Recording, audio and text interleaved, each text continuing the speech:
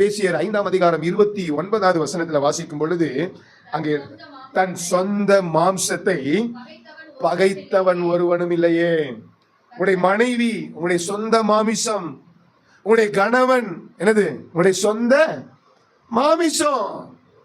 உலக பிரகாரமான மனுஷன் எது வேணாலும் சொல்லிக் கொண்டிருக்கலாம். வேதத்தை நம்புகிற, வேதத்தை பிரசங்கிக்கிற, வேதத்தின்படிதான் என்னுடைய குடும்பத்தை கர்த்தர் வைத்திருக்கிறார் சொல்லி நம்புகிற, ஏற்ற துணையை கர்த்தர் கொடுத்திருக்கிறார் என்று சொல்லி நம்புகிற ஒவ்வொரு தேவனுடைய பிள்ளையுடைய வாழ்க்கையிலும் இதுதான், கணவன் மனைவி என்னதான்? ஒருத்தருக்கு ஒருத்தர் சொந்த சரீரம். மனைவி நினைக்கணும், என் புருஷன் என்னுடைய சொந்த சரீரம். புருஷன் நினைக்கணும், மனைவி என்னுடைய சொந்த சரீரம். சொந்த சரீரத்தை பகைத்தவன் ஒருவரும் இல்லையே. அப்ப கணவன் நினைக்கணும், மனைவியை நான் பகைக்க முடியாது. மனைவி நினைக்கணும், நான் கணவன் என்ன பண்ண முடியாது, பகைக்க முடியாது. ஏன்னா அவர் யாரு? என்னுடைய சொந்த சரீரம், என் எலும்பில் எலும்பு, என் மாமிசத்தில் மாமிசம். சொந்த சரீரத்தை பகைச்சா என்ன சொல்லுவாங்க?